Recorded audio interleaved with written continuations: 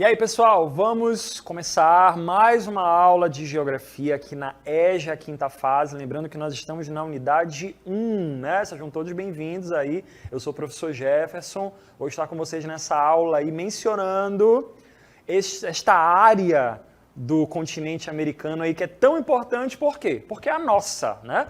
Conteúdo aí da nossa aula 5. A aula é sobre a América Latina, tá, pessoal? Vamos verificar algumas informações, principalmente questão histórica, mas também vamos verificar informações da própria natureza, né?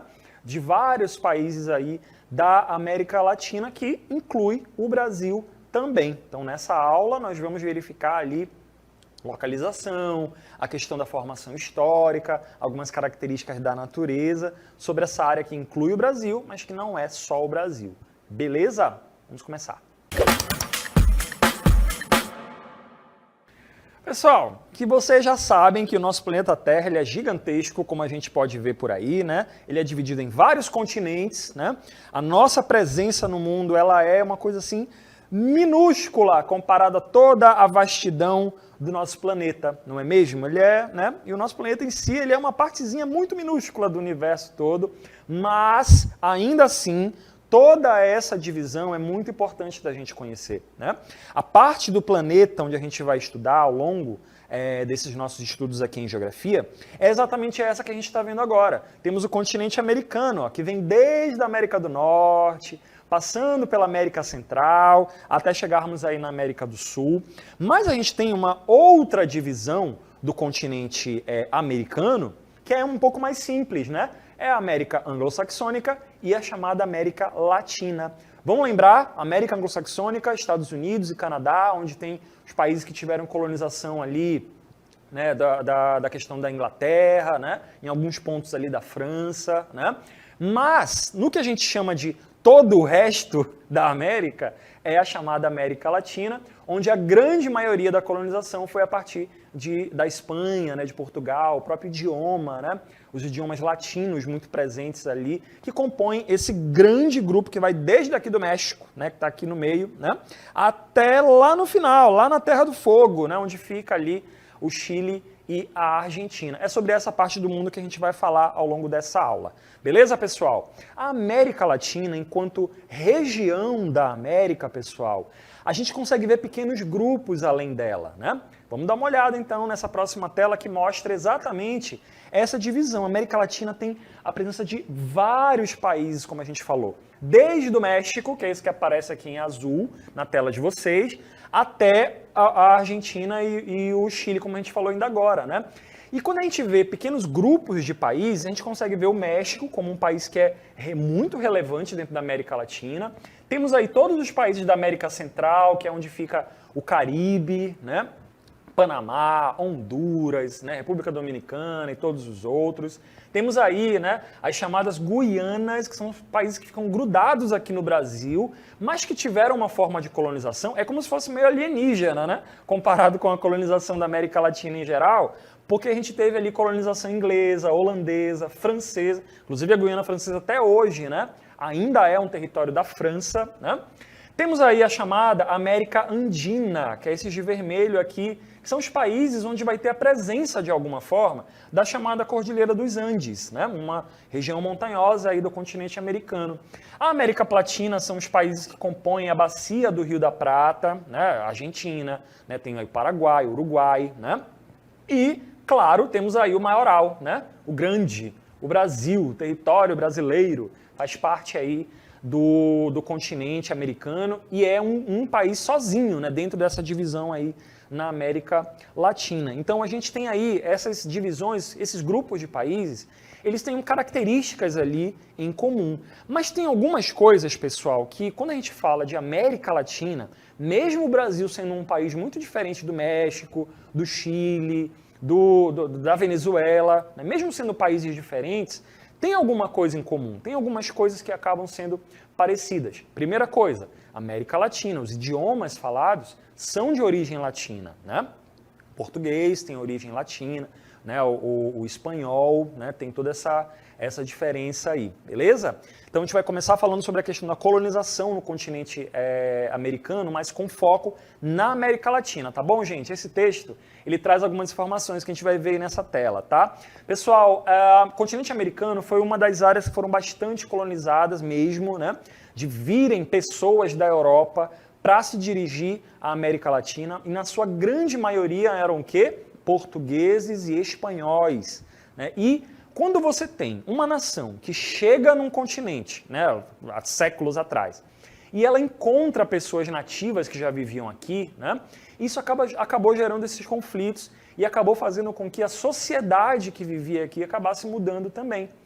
Os colonizadores chegam aqui, né, tem ali, aumentam as famílias, exploram as áreas que encontraram e colocam as suas referências culturais nessas áreas. Por exemplo, a religião católica, né, o cristianismo, de maneira geral, ainda é muito forte nesse continente, né, pessoas que acreditam nisso. E a questão das línguas que são muito faladas. Ora, estamos no Brasil, falamos o idioma português brasileiro, né? Por quê? Porque há séculos atrás, colonizadores europeus chegaram nessa área e obrigaram as outras gerações que foram vindo depois, as comunidades indígenas, né, além de serem mortos e etc., né, explorados e etc., escravidão e tudo mais, o idioma português acabou sendo obrigatório também. A mesma coisa aconteceu nos países vizinhos nossos aqui. O espanhol, ele é uma característica principal dessa influência lá da Europa aqui nessa região. Por isso que o Chile fala espanhol, Colômbia fala espanhol, o Uruguai, né? O território brasileiro fala o idioma português.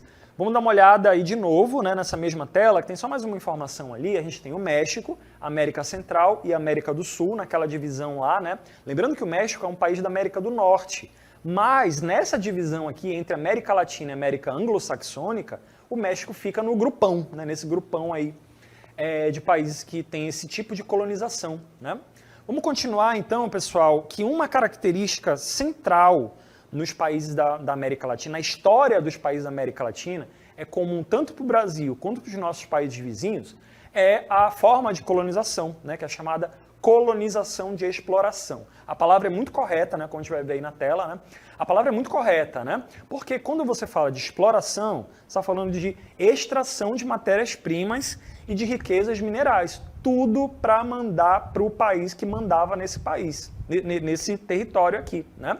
Então, se você tinha um território que era dominado por Portugal, pelo Império Português, então tudo que era produzido, no Brasil, no caso, né, era mandado, tudo de riqueza era mandado para lá, né?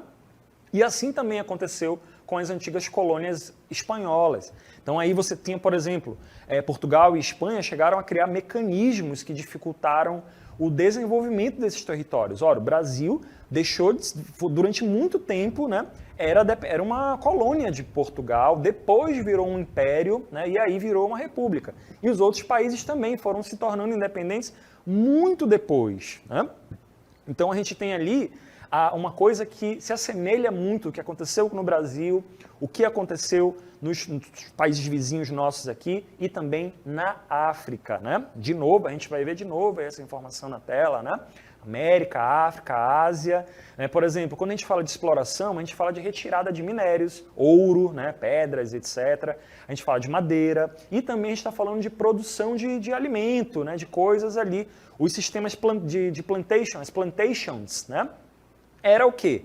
Grandes fazendas, cana-de-açúcar, madeira, enfim, onde era uma coisa só que era plantada em grandes latifúndios e a mão de obra era escrava e tudo isso era produzido para mandar para os países ricos. Então, uma colônia, né, que era explorada, bastante explorada, ela era bastante utilizada ali, né, com relação a exploração das coisas. Então tudo era voltado para a exportação mesmo e para o enriquecimento não daquele país, e sim do país que estava dominando. Diferente do que a gente consegue ver, do que aconteceu nos Estados Unidos e no Canadá. Era uma outra forma de colonizar aquelas áreas.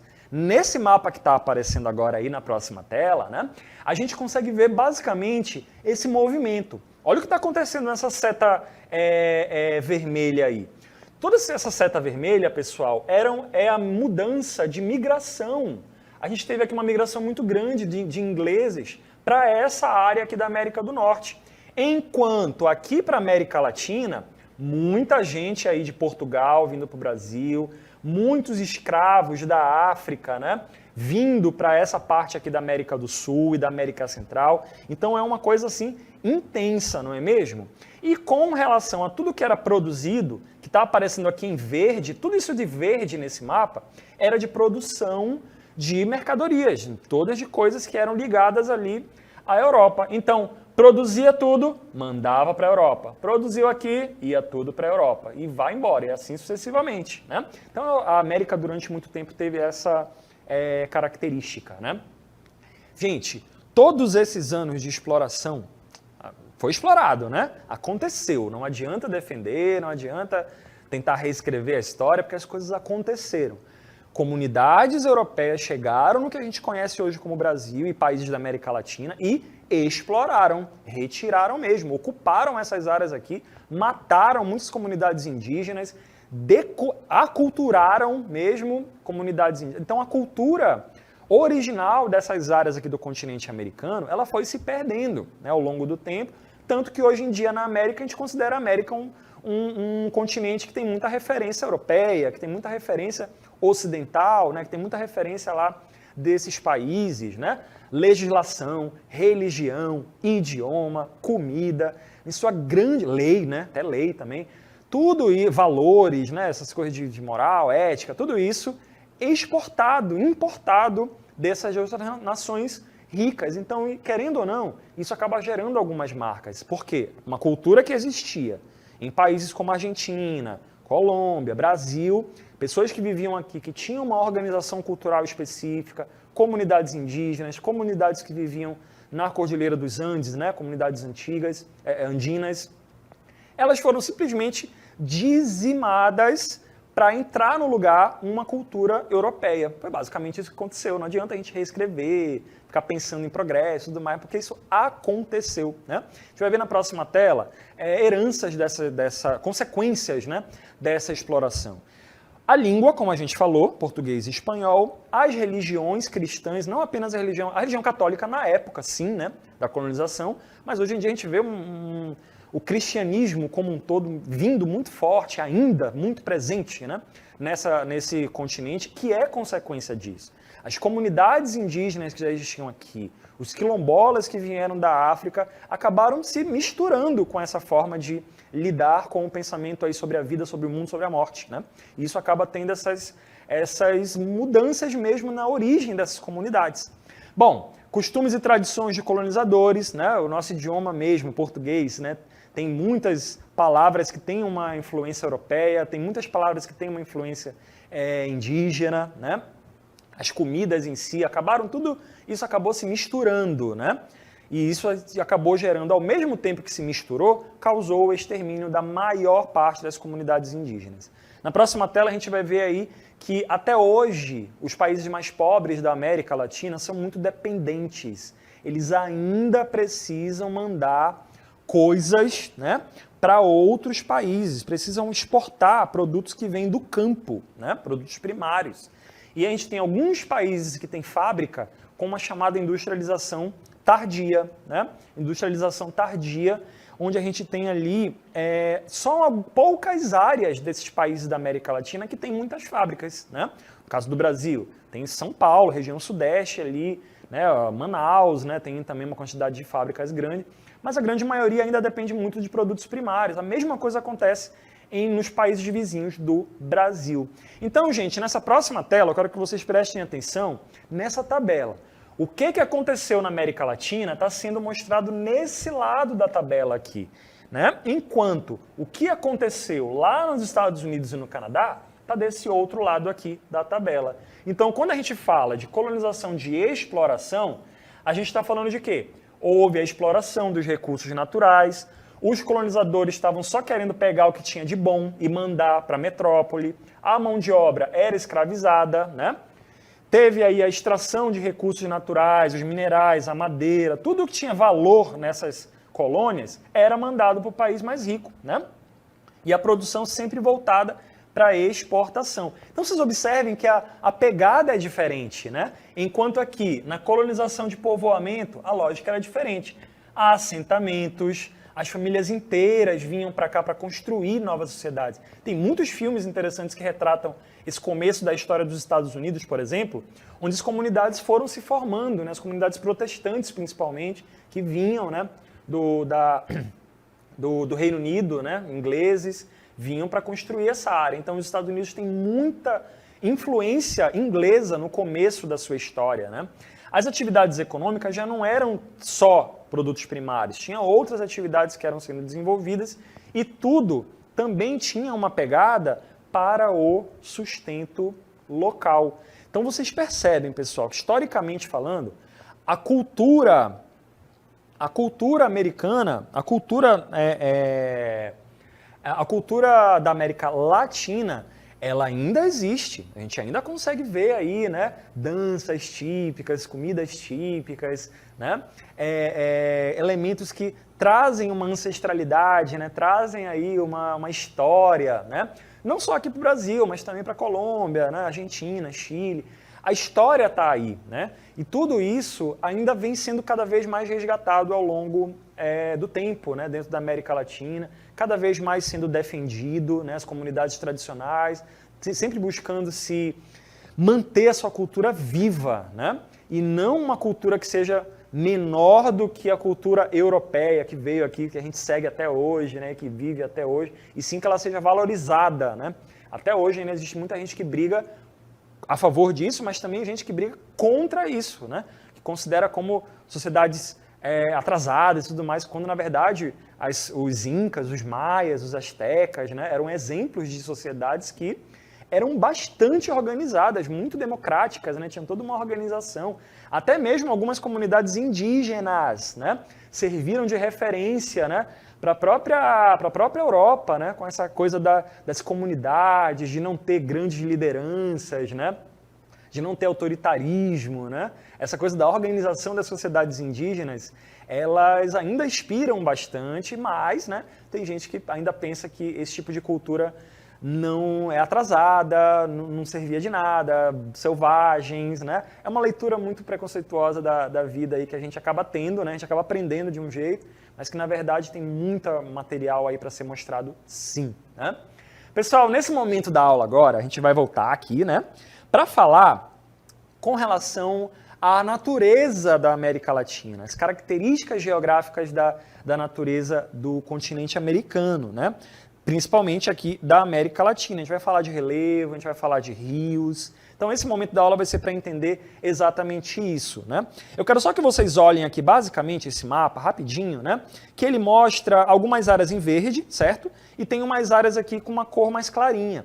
Essa cor mais clara que está aí nesse mapa, olha aqui, verde, verde, verde, verde, e a gente vê aqui embaixo uma área mais clarinha, certo? Essas áreas mais clarinhas, elas mostram áreas que são o quê? Mais elevadas, enquanto as áreas mais verdes são áreas ali que tem bastante floresta, né, áreas de planície, áreas mais rebaixadas. Tá bom, gente? Basicamente isso que a gente vai falar nesse primeiro momento, quando a gente vai falar sobre o relevo da América Latina. Vamos dar uma olhada nesse mapa, que basicamente, gente, quando a gente fala de relevo, depressão, planalto, planície, a gente está falando de quê? Diferenças de altitude. Então lá no continente americano a gente tem todo, principalmente, ó, essa grande ligação aqui, essa grande cadeia montanhosa, que dependendo da área, ela é chamada de nomes diferentes, né?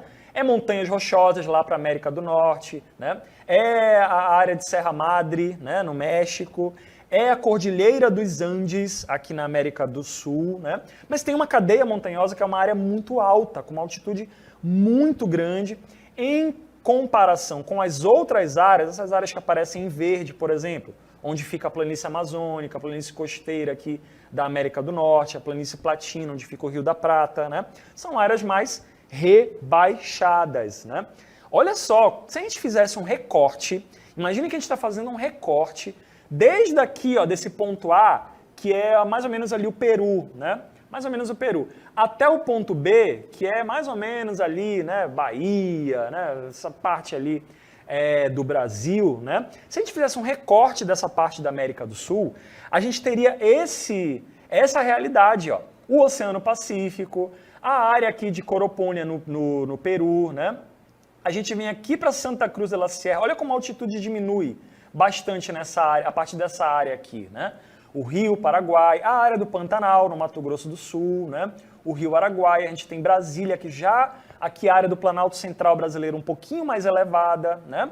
E até chegarmos aqui no Oceano Atlântico. Quando a gente faz um recorte da América do Sul, a gente encontra essas variações muito grandes, né? Então o território brasileiro fica numa área que não tem assim grandes áreas elevadas nesse exemplo aí, né? Apenas alguns pontos aqui da região norte do Brasil têm altitudes aí muito elevadas. Vamos continuar verificando sobre a ocupação na área do continente americano. Olha só, gente, nessa próxima tela aí, como a gente falou agora há pouco, houve uma ocupação mesmo dos exploradores europeus dentro ali das áreas do México, né, onde os astecas, os mapuches na área da América do Sul, todas as outras sociedades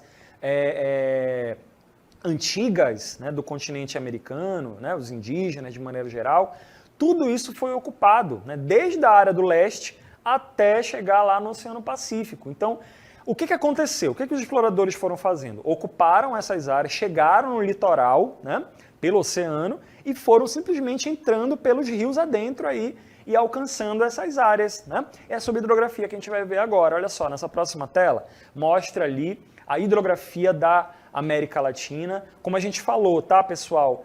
Eles estavam vindo daqui, né? Nesse sentido, né? Da Europa para cá. Então eles chegam nessas áreas aqui e vão simplesmente, ó, ocupando. A gente já estudou em história, né? A ocupação dos rios da Amazônia, né? Ou pelo Orellana, né? Teve toda um registro com relação a isso. Então os outros exploradores foram simplesmente ocupando essas áreas aqui, né? Por dentro, né? do continente americano. E os rios da América Latina têm essa importância. Aqui, lá para a América do Norte, né, a região dos Grandes Lagos, né, é muito importante.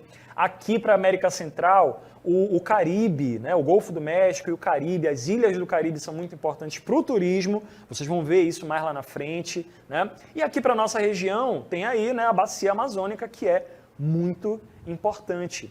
Pessoal, tem algumas variações na questão dos rios, mas o continente americano também tem muitas variações com relação ao clima. O continente é muito grande de norte a sul, né? Ele também é muito extenso no sentido leste a oeste. E é por isso que existem diferenças no clima. Vamos ver na próxima tela aí agora. Olha a diferença de cores aí. Cada diferença de cores aí mostra, né, uma diferença de clima. Áreas mais frias com áreas mais quentes, né? Então a gente vai falar aqui tranquilamente sobre as áreas de clima da América Latina de maneira geral, né? Olha só, por exemplo, a gente tem essas áreas em vermelho, que são as áreas ali de clima equatorial, que é da região norte do Brasil, por exemplo, né? Muita chuva, muito calor, né? Alguns meses de pouca chuva, né? Essa é uma característica do clima equatorial, né?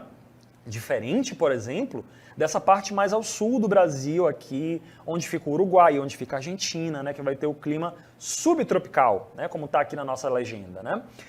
Já vai ter ali as 4 estações mais bem definidas, mas ainda assim vai ter temperaturas altas durante o verão, vai ter uma variação nesse sentido, né? Quando a gente vai, por exemplo, né, para essa parte aqui por onde passa a Cordilheira dos Andes e as Montanhas Rochosas, toda essa parte que aparece em lilás ali, né, que eu circulei de azul agora, vai ter a área de frio de montanha, né? Lembrando que quanto mais elevado, menor vai ser a temperatura devido à pressão atmosférica. Essa é uma outra regra aí do clima, certo? Em áreas muito altas, áreas de montanha, a tendência é ser mais frio. Mesmo sendo uma área que é muito quente do planeta, a área próxima da linha do Equador, né, que tem muito sol, nas áreas de montanha isso não importa, é frio do mesmo jeito, né? E daqui vamos voltar aqui para o Brasil, a gente tem uma variação de climas nesse sentido, mas na maioria dos casos, pessoal, são climas quentes, né? Mais quentes ali, tem uma temperatura um pouco maior, com algumas exceções. Beleza, pessoal? Mas no geral, a gente vê que o continente americano Tem áreas que são muito quentes, tem áreas que tem montanha que vai ter um frio muito grande, tem essas áreas aqui que vão ser mais afastadas ó,